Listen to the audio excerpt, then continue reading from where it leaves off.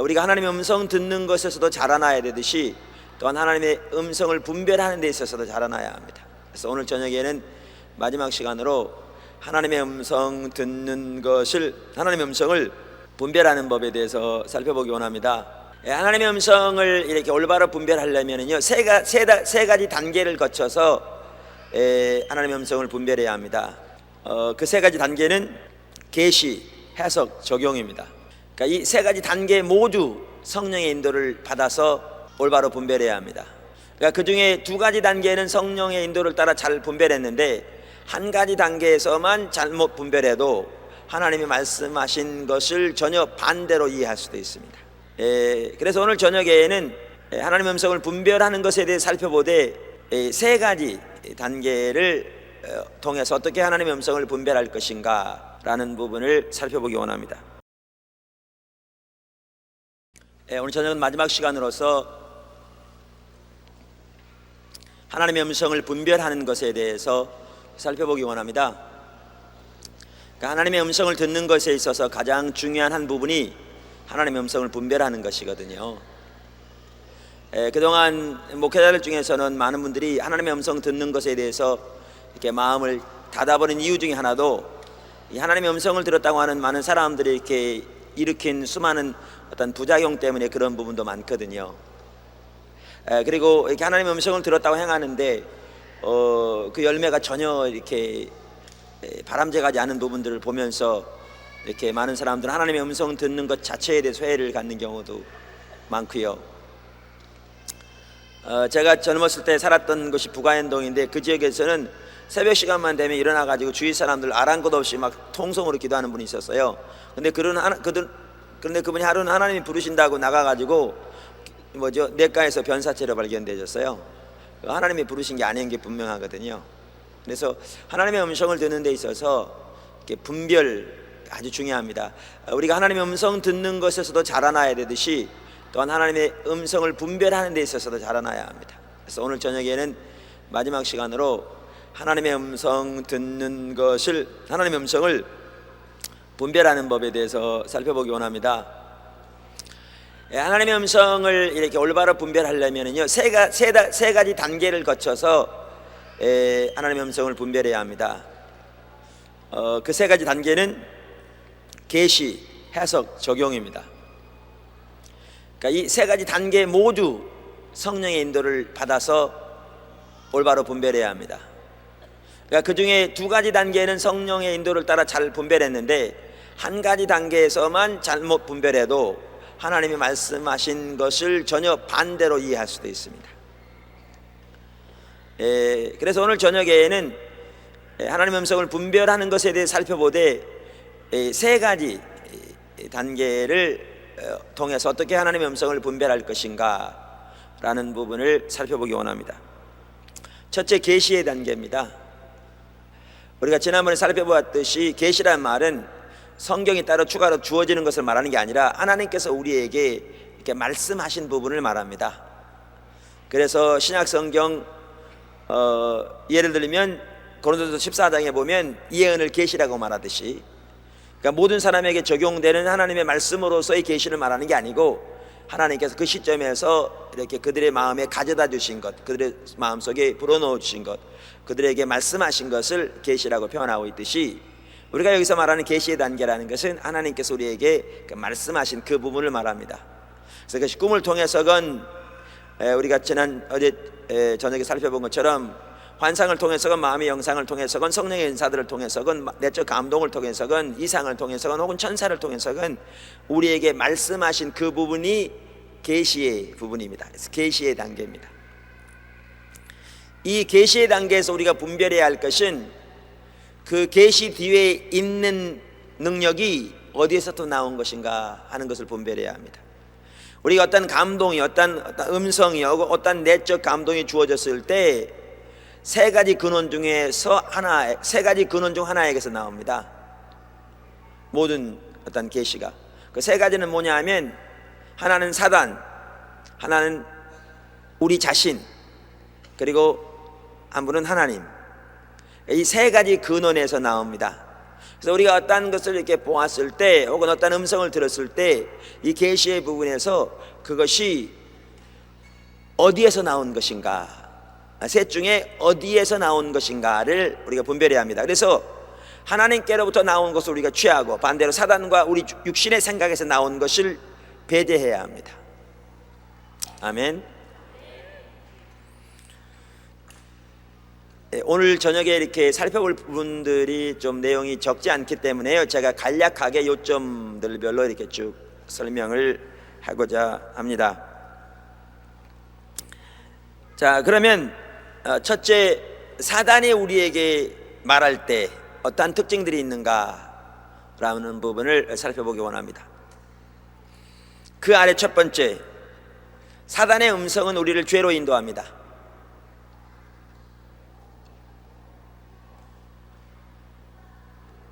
여러분, 어떤 사람에게 돈을 많이 꿨어요. 돈을 갚아야 되는데 여러분 돈이 충분치 않아요. 근데 여러분 속에 마음에 음성이 들립니다. 그 돈 안 갚아도 돼. 너 먹고 사는 게 더 우선이야. 그건 신경 쓰지 말고 나중에 네가 돈 벌면 기회 되면 갚어. 만약에 그런 음성을 들었다면 그건 하나님의 음성은 아닙니다.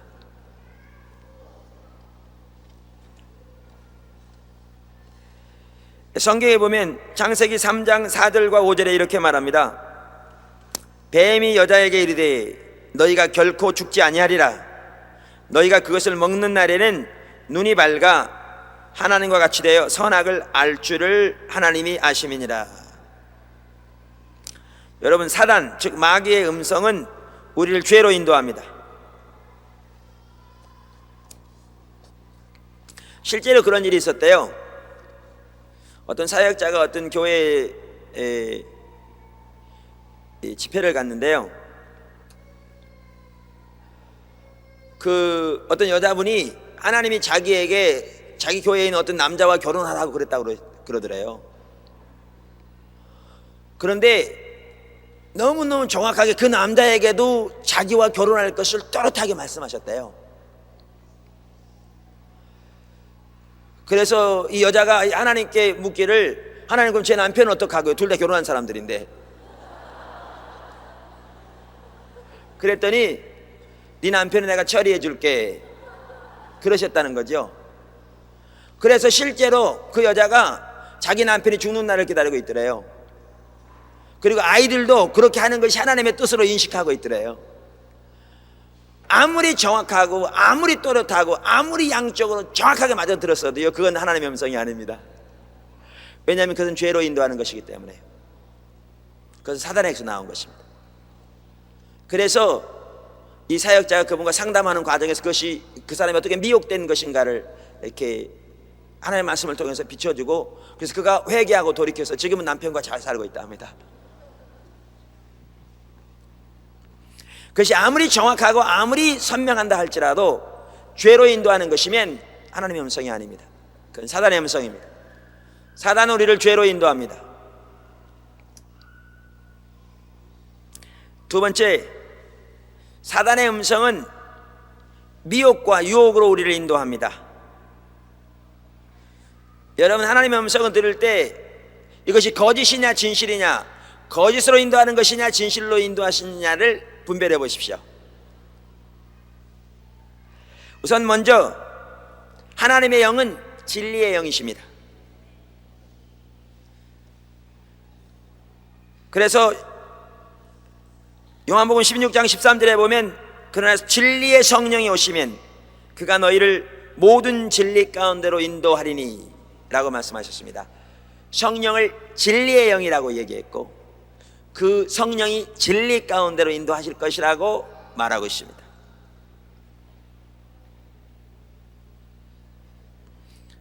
요한복음 14장 6절에서 예수님께서 말씀하시기를 내가 곧 길이요 진리니 라고 말씀하셨습니다. 반면에 요한복음 8장 44절에 의하면 사단은 거짓의 아비라 라고 말씀하고 있습니다. 성경은 너희는 너희 아비 마귀에서 났으니 너희 아비의 욕심을 너희가 행하고자 하느니라. 저는 처음부터 살인한 자요 진리가 그 속에 없으므로 진리에 서지 못하고 거짓을 말할 때마다 제 것으로 말하나니 이는 저가 거짓말장이요 거짓의 아비가 되었습니다. 여러분 이 말씀 잘 보십시오. 이 구절 잘 보십시오. 아주 중요한 부분입니다. 이 말씀이 예수님이 누구에게 하신 말씀이죠? 바리새인들에게 하신 말씀입니다.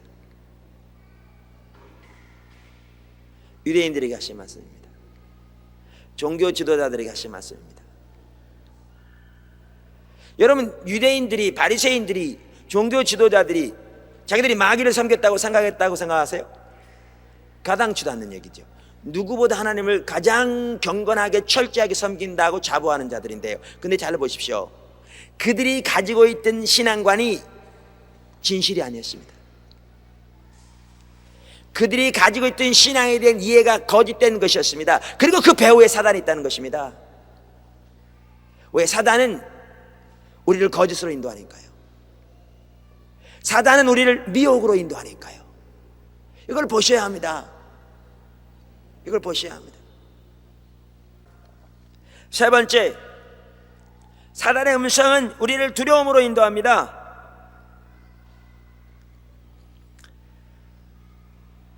로마서 8장 15절에서 16절은 이렇게 말합니다. 반면에 하나님은 그렇지 않습니다.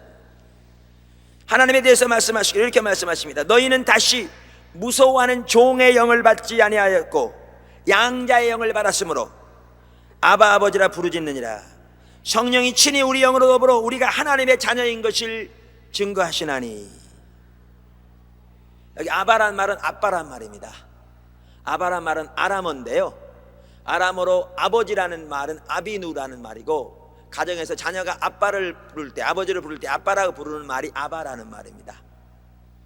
그래서 하나님의 성령께서 우리에게 임하셔서 하나님을 아빠라 부르게 하셨다 그랬습니다. 반면에 사도 바울이 고린도서 12장 2절에서 말하기를 너희도 알거니와 너희가 이방인으로 있을 때에는 말 못하는 우상에게로 끄는 그대로 끌려갔느니라, 이렇게 말함으로써 어둠의 세력은 우리를 강압적으로 두려움을 통해 억압하며 주도하며 인도하는 걸 볼 수 있습니다. 반면에 하나님께서 우리에게 말씀하실 때는 사랑과 정상적인 판단을 동반합니다. 잘 들으십시오. 하나님께서 우리에게 말씀하실 때는 사랑과 정상적인 판단을 동반합니다.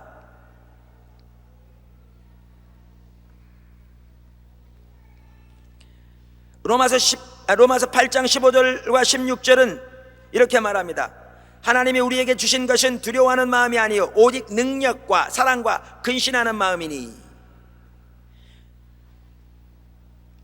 디모데후서 1장 7절이죠. 요한일서 4장 18절 사랑 안에 두려움이 없고 온전한 사랑이 두려움을 내어 쫓나니 두려움에는 형벌이 있음이라. 두려워하는 자는 사랑 안에서 온전히 이루지 못하였느니라. 어떤 분들은 이런 분들이 있어요. 하나님이 자기에게 30일 금식하라고 그랬대요. 30일 금식이 떨어졌대요. 자기는 하기 싫어 죽겠는데 하라고 그래서 할 수 없이 해야 된다는 거죠. 왜냐하면 안 하면 하나님께서 자기를 몸을 아프게 하고 견딜 수 없게 만들기 때문에 30일 금식했어요. 보호식이 끝나기 전에 하나님은 15일 금식 떨어지겠대요. 여러분, 하나님이 하시는 게 아닙니다. 하나님은 우리를 강압적으로 두려움으로 인도하지 않습니다. 하나님은 정상적인 판단과 사랑을 수반하는 명령으로 우리를 인도하십니다. 네 번째, 사단의 음성은 육체를 자랑하게 만듭니다. 아주 중요한 부분입니다. 우리가 미혹되기 쉬운 부분입니다. 우선 여러분, 예언의 영은, 하나님께로부터 오는 말씀은 그 말을 그렇게 말할 수 있죠. 예언의 영은 그리스도의 증거로서 예수 이름을 높이고 드러내도록 되어 있습니다. 한번 보실래요? 요한계시록 하면 다 찾아보시면 좋겠습니다. 할 수 있으면. 요한계시록 19장 9절과 10절입니다. 천사가 내게 말하기를 기록하라. 어린 양의 혼인잔치에 청함을 입은 자들이 복이 있도다 하고, 또 내게 말하되 이것은 하나님의 참되신 말씀이라 하시기로 내가 그 발 아래 엎드려 경배하려 하니 그가 나더러 말하기를 나는 너와 및 예수의 증거를 받은 내 형제들과 같이 된 종이니 삼가 그리하지 말고 오직 하나님께 경배하라. 예수의 증거는 대언의 영이라. 여기 보십시오. 지금 이 사건이 무슨 사건이냐면요, 사도 요한에게 밤모섬에서 하나님의 천사가 나타났습니다. 하나님의 천사가 나타나서 말세에 있을 어린 양의 혼인잔치에 관한 놀라운 하나님의 비밀을 계시하십니다. 그랬더니 그 하나님의 놀라운 계시 앞에, 그리고 그 천사의 영광 앞에, 너무너무 놀라운 일이죠.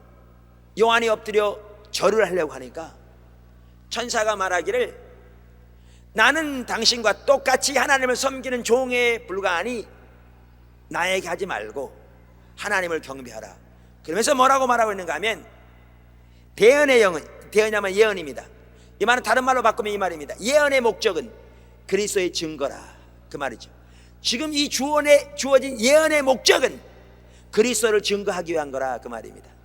다시 말하면 이 예언은, 하나님께로부터 주어진 말씀은 화살표와 같아서 그리스도를 증거하는 것이라, 그 말입니다. 그러면 이것을 통해서 당신은 이 예언의 목적인 그리스도를 바라보고 그분께 영광을 돌리라, 그 말입니다. 이처럼 하나님께로부터 나오는 말씀은 그리스도를 증거하게 되어 있습니다. 그 화살표처럼 그리스도를 향하게 되어 있습니다.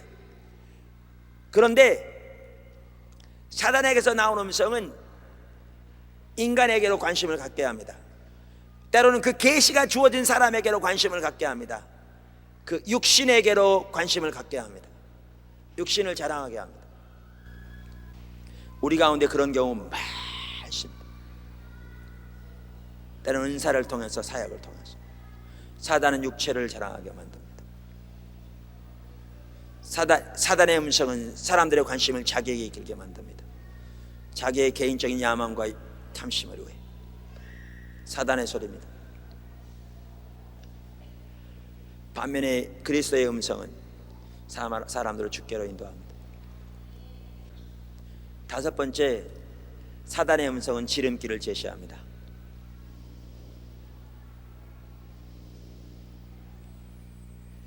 여러분, 사단이 예수님을 광야에서 시험할 때 세 가지로 시험했잖아요. 한마디로 줄이면 어떻게 요약할 수 있는 줄 아세요? 예수님에게 하나님의 정로를 따라 십자가의 길을 가지 말고 지름길로 가라는 거죠. 왕이 데려왔지 않느냐, 내 능력을 자랑하고 나타내어서 쉽게 왕이 되라는 거죠. 당신 하나님의 아들이지 않느냐,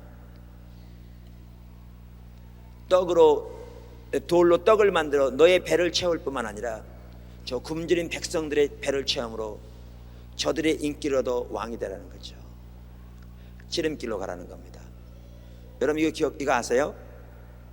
이 똑같은 사단이 광야에서 시험했을 뿐만 아니라 이 똑같은 사단이 예수님이 오병이의 기적을 베푸셨을 때 군중들을 통해서 역사했습니다. 뭐 하려고요? 왕 삼을려 했습니다. 이 뒤에 사단이 있었습니다. 지름길을 가라는 겁니다. 사단이 있었습니다. 예수님 그걸 아셨으면 피하셨습니다. 요한복음 7장에 보면 초막절 날 예수님의 동생들이 이렇게 말합니다. 공인, 영어로 퍼블릭 피겨를 했더라고요. 공인이 되고자 하는 자마다, 우리말에 뭐라고 번역될지 잘 모르겠어요. 공인이 되고자 하는 자마다 사람 앞에 자기 자신을 드러내지 않느냐. 이러면 정치인이 되려고 하면 얼굴 내밀어서 서로 잘 알려야 되지 않겠냐, 그 얘기죠. 공인이 되고자 하는 자마다 자기를 드러내지 않느냐. 그러니 예루살렘에 올라가서 당신을 나타내소서. 그럴 듯하지요. 그 뒤에 사단이 있었습니다. 지름길을 가라는 겁니다. 사막에서 시험했던, 군중들을 통해서 시험했던 동일한 그 사단은 동생들을 통해 시험했습니다. 예수님은 정확하게 하나님의 길을 아셨습니다. 그래서 이렇게 말씀하십니다. 너희는 아무 때나 너희 임의들 행하니 너희 때니 올라가라. 내 때는 아직 이르지 않았다. 철저하게 예수님 하나님의 인도를 따라 하신 겁니다. 여러분, 사단은 우리에게 지름길로 인도합니다.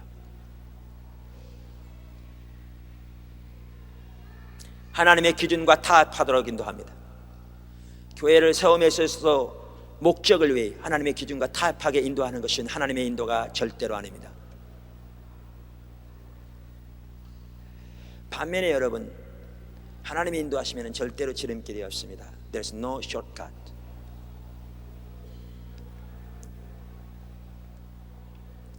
요셉을 보십시오. 하나님이 그를 세우시기 원하셨습니다. 그를 훈련시키십니다. 낮에도 나왔습니다.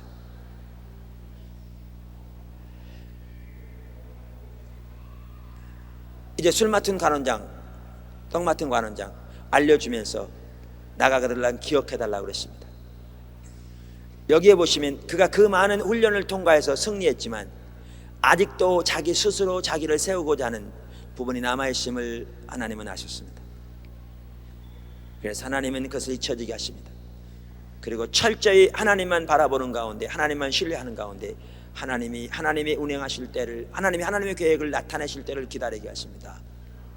하나님의 길에는 숏컷이 없습니다. 우리가 많은 경우에 우리 목회에서 몇 가지 새로운 사실을 배우고 몇 가지 방법을 배워서 목회 활력소를 불어넣어서 뭔가 그 목회가 좀 더 활발하고 우리 목회자로서 그러한 날이 오기를 바랍니다. 하나님의 방법은 절대로 그게 아닙니다. 하나님은 철저하게 우리 자신부터 먼저 세우셔야 합니다. 하나님의 길에, 하나님의 기준을 따라, 그리고 교회를 그렇게 세우셔야 합니다. 아브라함 보십시오. 하나님이 부르실 때는 특별한 목적을 가지고 부르셨습니다. 그를 통해 한 민족을 세우기 원하셨습니다. 하나님의 한 백성을 세우시기 원하십니다. 그런데 그 한 백성의 특징은 믿음으로 주님을 의지하는 자야. 그래서 믿음으로 주를 동행하는 자가 될 것이었습니다. 그래서 그를 믿음의 조상으로 세우시기 원하셨기 때문에 하나님은 그에게 믿음의 훈련을 시키시는데, 보세요, 오는 과정에서 믿음을 점점 훈련하시면서도 예를 들면 자녀를 주는 것에 있어서도 나중에 인간적인 방법으로 하가를 집어넣어 자식 낳는 거 용납하지 않으시잖아요. 왜냐하면 끝까지 하나님을 믿음으로 신뢰해서 믿음으로 주님을 의지하는 데 이르기까지 하나님은 용납하지 않으시잖아요. 지름길을. 그런데 사단은 우리를 지름길로 인도합니다.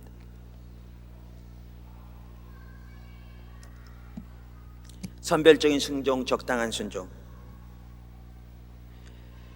여섯 번째, 사단은 우리를 분열로 인도합니다.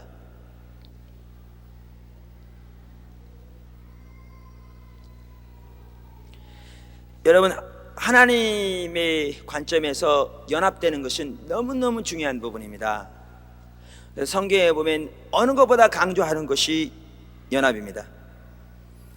고린도서 12장 12절 13절, 몸은 하나인데 많은 지체가 있고 몸에 지체가 많으나 한 몸인 같이 그리스도도 그러하니라. 우리가 다 유대인이나 헬라인이나 종이나 자유자나 다 한 성령으로 세례를 받아 한 몸이 되었고 다 한 성령으로 성령을 마시게 하셨느니라. 에베소 4장 3절 이하, 평안에 매는 줄로 성령이 하나 되게 하신 것을 힘써 지키라.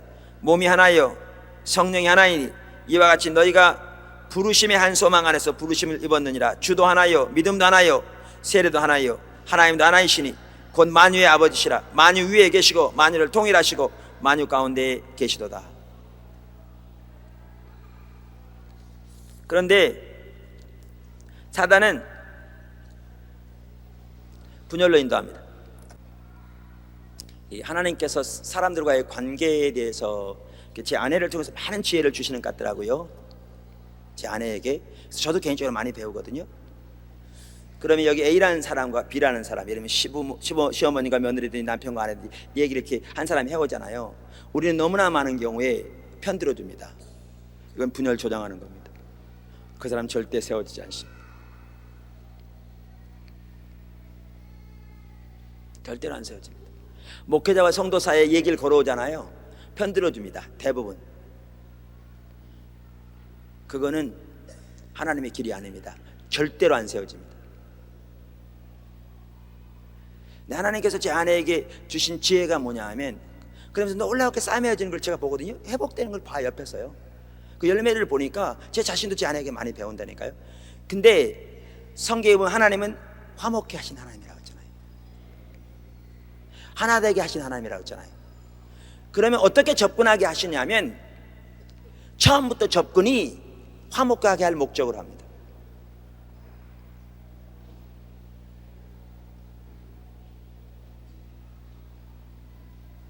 그게 하나님의 길입니다. 우리는 화평케 하는 직무를 받았다고 했습니다. 근데 심지어 교회 내에서요, 신앙생활을 많이 한, 심지어 목회자들에서까지 그 부분 잘 못하더라고요. 우리는 편들어주면서 결국은 분열을 조장하지, 하나님의 화목케 하신 사신으로서 화목케 하는 입장에 서서 그들을 세우지 못합니다. 사단의 음성은 분열하도록 인도한 반면, 하나님의 음성은 연합하도록 인도합니다. 하나님의 은혜가 여러분에게, 저에게 충만하게 부어지기를 축원합니다. 7번째, 사단의 음성은 죄를 정당화시킵니다. 반면에 하나님은 회개로 인도하십니다.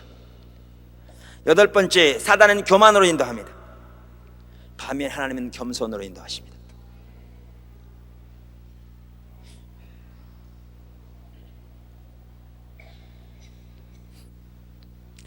여러분, 하나님은 겸손의 왕이십니다. 만군의 여호와 하나님이 겸손의 왕이십니다. 천지를 창조하신 하나님의 아들은 나귀를 타고 입성하셨습니다. 제가 설교하다 보면요, 제 마음속에 교만한 생각이 쏙 들어올 때 있는 거 아세요? 제가 전혀 생각하지 않는데요, 교만한 생각이 들어와요. 사단의 음성을 알거든요. 근데 이게 들어올 때 보면 제 마음을 점검해 봐야 되더라고요.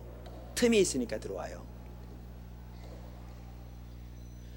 사단 우리를 교만으로 인도합니다.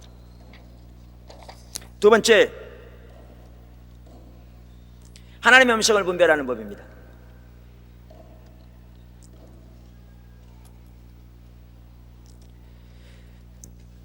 하나님의 음성을 분별하는 법 첫 번째, 내적으로 그것이 주님의 음성인 것을 압니다.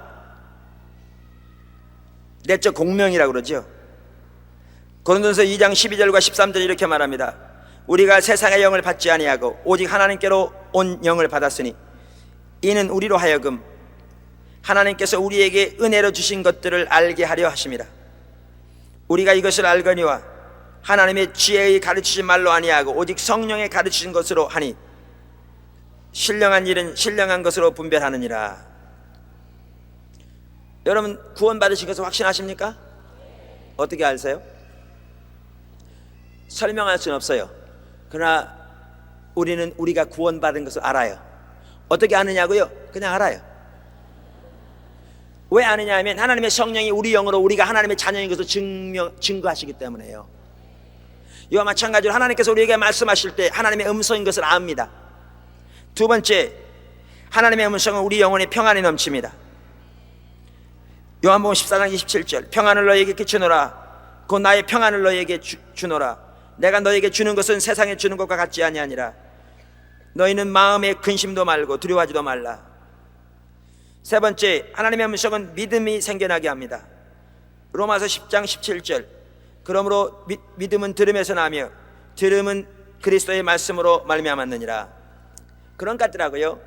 아무리 화형경이 불가능하대요, 하나님께서 분명하게 말씀하시면 하나님이 하시리라는 확신이 있어요. 우리가 갖는 게 아니라 하나님의 말씀으로 인하여 우리 속에 확신이 주어져요. 하나님이 하실 것을 알아요. 환경은 불가능한데 하나님의 음성은 우리 마음속에 확신을 줍니다. 믿음이 생겨나게 합니다. 그 다음에 확신을 줍니다. 제가 미리 말했네, 똑같은 얘기입니다. 연합해서 옵니다. 같이 따로 떨어질 게 아니라 하나님의 음성은 하나님의 음성인 것을 우리가 알고 우리 속에 확신을 주고 우리 속에 믿음을 불어넣어주고 우리에게 평안을 줍니다. 아멘.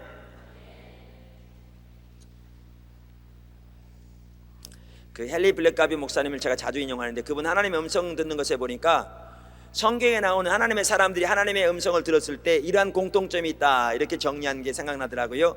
하나는 뭐냐 하면 하나님께서 그들에게 말씀하실 때 모든 하나님의 사람들은 그 말씀하신 분이 하나님임을 알았다. 두 번째, 하나님께서 그들에게 말씀하실 때 그들은 하나님이 무엇을 말씀하시는지를 알았다. 세 번째, 하나님께서 그들에게 말씀하실 때 그들은 하나님의 말씀의 반응으로 그들이 무엇을 해야 할지를 분명히 알았다.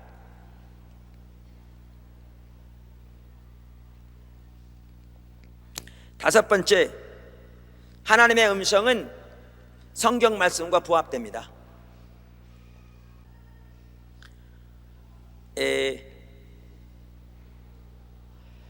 우리가 어떤 꿈을 통해서건 환상을 통해서건 내적 감동을 통해서건 혹은 육성을 통해서건 어떤 하나님의 음성을 듣건 그거보다 더 확실하고 더 정확한 하나님의 음성은 성경입니다.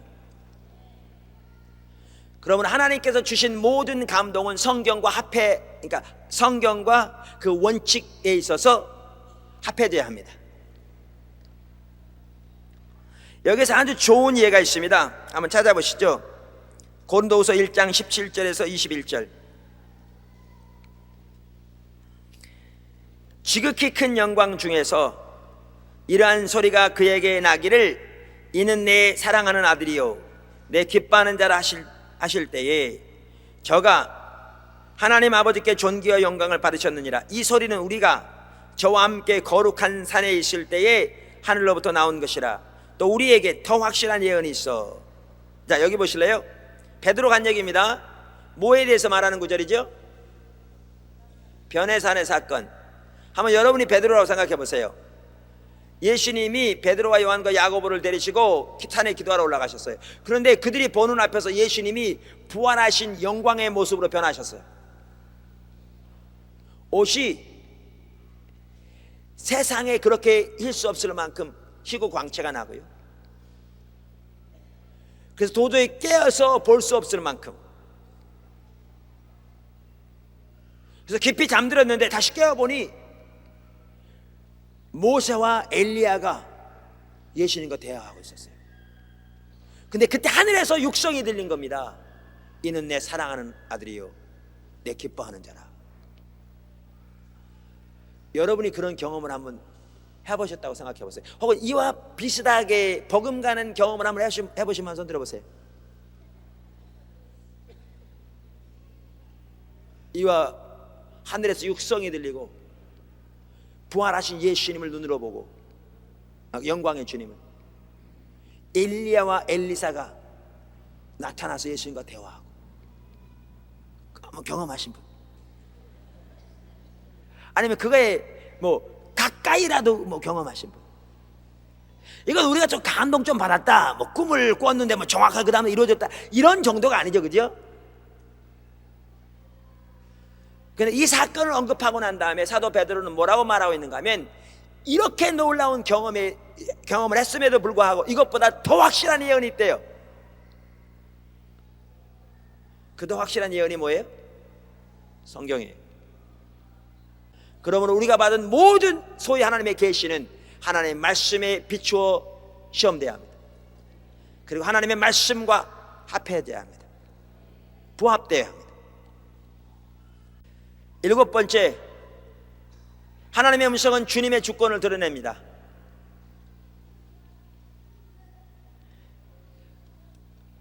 어떤 분의 책에 보니까 이런 게 나오더라고요. 빚이 늘었어요. 그러니까 결정을 내려야 돼요. 파산 신청을 해서 빚을 피해볼까, 더 월급을 많이 주는 직장으로 옮길까. 근데 직장을 옮기면 기독교적인 가치관을 부분적으로 타협해야 돼요. 아니면 하나님 앞에 11조 내는 걸 중단할까, 아니면 집의 규모를 줄이고 재산을 매각해서 빚을 갚을까. 이러한 선택 가운데 어떤 결정을 내리는가가 그 사람의 신앙을 보여줍니다. 근데 하나님의 음성은 주님을 영화롭게 하는 방향으로 인도합니다. 하나님의 음성은 주님을 영화롭게 하는 방향으로 인도합니다.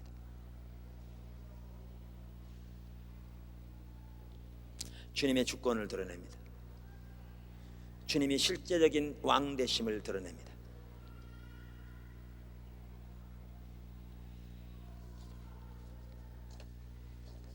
셋째, 자기 육신의 소리를 분별하는 법.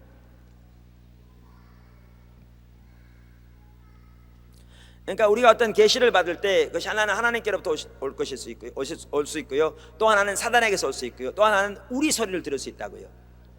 여러분, 사실 사단이 우리를 많이 미혹합니다. 그러나 어떨 때는요, 사단보다 우리가 더 많이 우리의 소리를 들을 수 있습니다.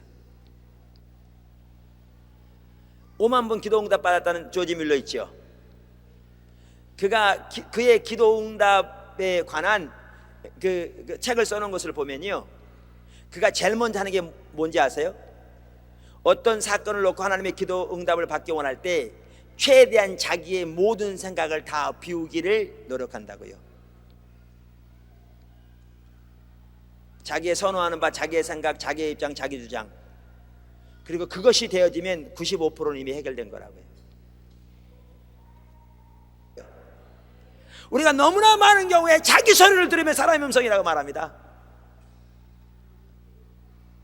자기 소리를 들으면서 너무나 많은 경우에.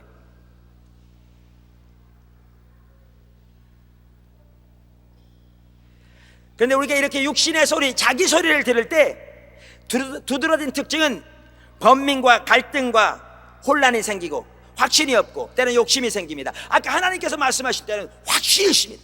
믿음이 솟구칩니다. 누가 뭐라 그래도 그렇게 하실 줄을 압니다. 물론 환경을 바라보면 그 믿음이 사라지나 하나님의 음성을 들으면 압니다. 하실 것을 알아요. 마음에 평안이 생깁니다.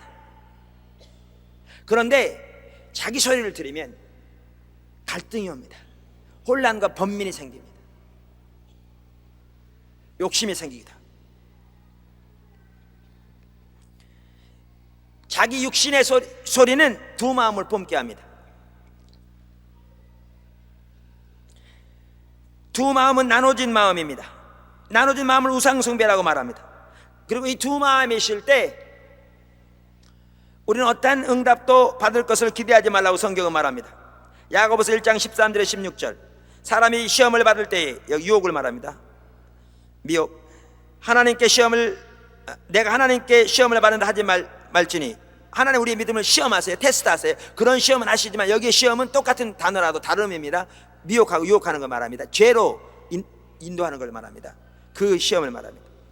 하나님은 악에게 시험을 받지도 아니하시고 친히 아무도 시험하지 아니하시느니라.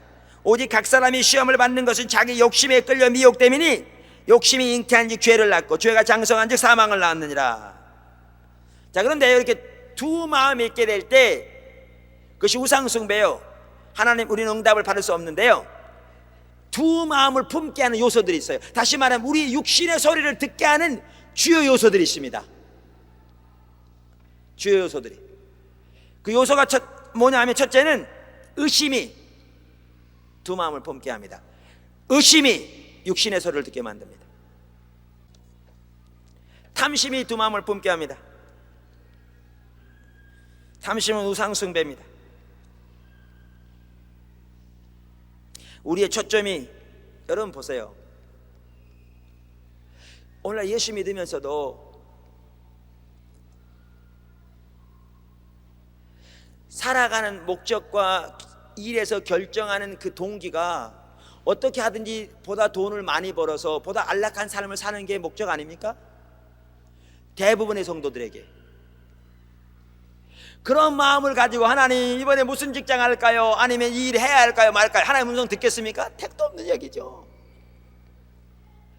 탐심으로 가득 차 있으니 자기 소리를 듣지 어떻게 하나님 음성을 듣겠습니까?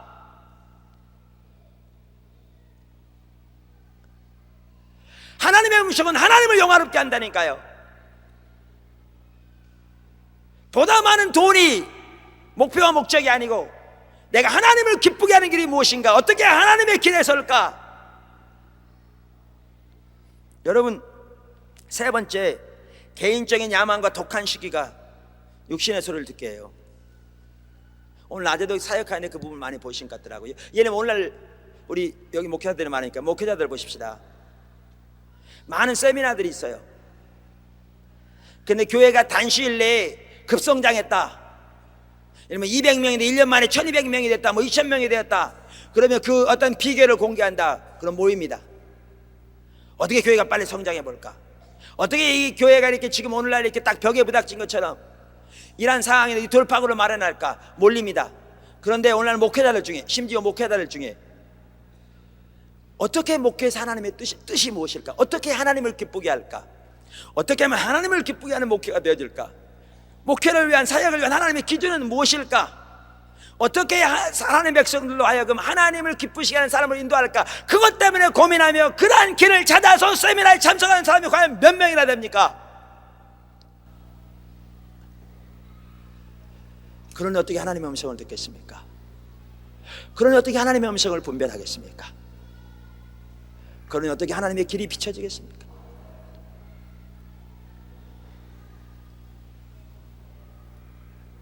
그러니까 자기 소리를 들을 뿐입니다. 탐심 혹은 개인적인 야망과 독한 시기. 여러분, 우리는 예수님의 십자가를 통해 세상에 대해서 이미 못 박혀 죽었음을 인식해야 합니다. 우리는 옛사람이 이미 죽었기 때문에 예수님의 십자가와 함께 우리는 더 이상 세상에 속해 있지 않습니다. 우리 때문이 아니라 주님의 십자가 때문에 우리의 옛사람은 죽고 우리는 하나님께 속한 새 사람이 되었습니다. 그러므로 우리는 하나님의 영광을 위해 살아야 될 줄로 믿습니다. 우리의 눈이 예수님께 초점이 맞춰지게 될 때 우리 속에는 세상 사랑 파괴되고, 우리 눈이 오직 주님만을 영화롭게 하기를 원하게 될 때 우리가 독한 시기와 개인적인 야망에서 벗어날 수 있습니다. 여러분, 그래서요, 한 가지 중요한 것은 주님 앞에 숨겨진 기간이 중요합니다. 그게 무슨 말이냐고요? 하나님께서 하루는 엘리야에게 말씀하시기를, 아가방 앞에 나가서 당신의 죄 때문에 이 나라 이렇게 되었으니 이제 앞으로 비도 이슬도 내리지 않으리라고 말하라고 했어요. 대단한 일이잖아요. 목숨을 걸고 한 거죠. 그 다음에 또 나중에 하나님께서 엘리야에게 850명의 이방 선지자들과 대결하도록 하셨어요. 그래서 하늘에 불을 내렸어요. 대단한 일이죠. 기도할 때 3년 반 동안 닫혀있던 하늘이 열려서 큰 비가 내리게 하셨어요. 대단한 일이죠. 근데 여러분, 그 동일한 엘리야에게 하나님께서 3년 반 동안 과부 집에가 숨으라고 했어요. 목숨을 걸고 하나님의 명령에 인도하여 아방 앞에 나가든지 하늘에서 불을 내리든지, 아니면 하나님의 명령을 따라 아무것도 하지 않아 과부 집에가 숨는 것이든지, 그것이 동일해야 합니다.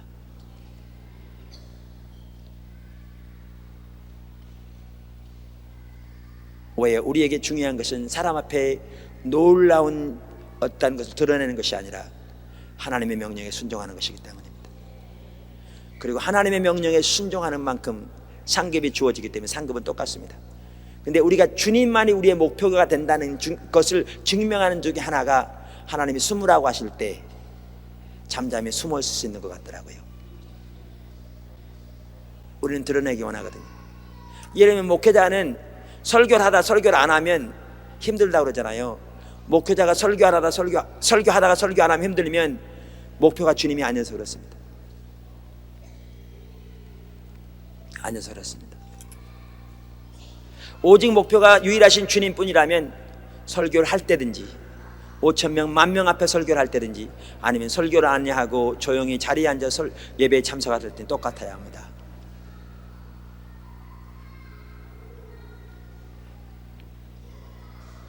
우리의 목표는 주님 그분뿐이니까요. 이렇게 주님을 기쁘시게 하는 것, 그리고 주님의 행하심을 보고 주님의 행하심에 순종하는 그것이 우리의 유일한 목표가 되어질 때 우리에게서 개인적인 야망이 벗겨집니다. 파괴됩니다. 개인이건 교회건 하나님의 음성을 듣고 분별하여 순종하는 건 너무너무 소중한 부분을 우리가 보았습니다. 그러나 여기에 핵심은 분별하는 겁니다. 하나님을 경외함 가운데 하나님의 말씀 앞에 떠는 자세로 겸손한 심령으로 하나님의 뜻을 잘 분별하기를 사모하고, 자신 혼자가 아니라 교회로서 연합하여 하나님의 음성을 분별하고, 그 말이 즉시 분별되지 않으면 하나님께서 하나님의 뜻을 선명히 알려주실 때를 기다리는 가운데 하나님의 인도를 분별하여 하나님의 행하심을 선명히 깨닫고 믿음으로 순종하게 될 때 하나님의 놀라운 역사를 경험하게 되는 그러한 축복을 우리가 경험할 줄로 믿습니다. 제가 몇 년 전에 저희가 하나님의 음성 듣는 것에 대해서 세미나를 한 적이 있었어요. 그랬더니 지방에 있는 한 사모님 오셔서 그분이 하신 말씀이 은혜를 많이 받으셨다고 그러더라고요. 특별히 그때도 마지막 시간에 분별을 살펴봤어요. 근데 그분이 하는 얘기가 조금 전까지는 이 오후 시간까지 너무너무 좋았는데 이 시간 설교 듣고 나니까 도대체 무슨 말인지 하나도 모르겠어요. 다시 원점으로 돌아간 것 같아요 그러더라고요. 여러분, 쉽게 여러분이 분별이 안 될지라도 분별은 너무너무 중요한 부분입니다. 복잡한 것 같으십니까? 그러나 말씀드린 대로 외양간에 비어있고 깨끗한 것보다 외양간에 송아지가 있고 더러운 것이 훨씬 낫습니다. 우리가 배워가는 과정에서 엎드려 코 깨지기도 하고 이마 깨지는 한이 있어도 우리가 겸손한 마음으로 주님을 의지하여 믿음으로 주님을 신뢰하는 가운데 배우고자 하는 자세로 주님을 따라가면 주님의 음성을 듣는 것에서도 주님의 음성을 분별하는 것에도 자라날 것이고, 우리가 주와 동행하는 사람에서 주를 아는 것을 자라나고 실제 주와 동행하는 사람을 자라나면서 주님을 더욱더 경험하면서 과거에 경험하지 못했던 주님의 놀라운 승리와 주님의 운행하심과 역사를 경험하게 되는 축복이 있을 줄로 믿습니다. 그러므로 여기에는 우리의 시간과 헌신과 우리의 어떤 그 관심을 투자할 충분한 가치가 있는 매우 핵심적인 중요한 부분이기 때문에 한편은 자만하지 말되 지속적으로 배우고자 하는 자세로 주님의 얼굴을 구하고 주님의 인도를 따라 순종해 나감으로 또한 분별함으로 여러분 그 가운데 자라나서 하나님께 귀하게 쓰임받게 되기를 주님의 이름으로 축원합니다. 아멘.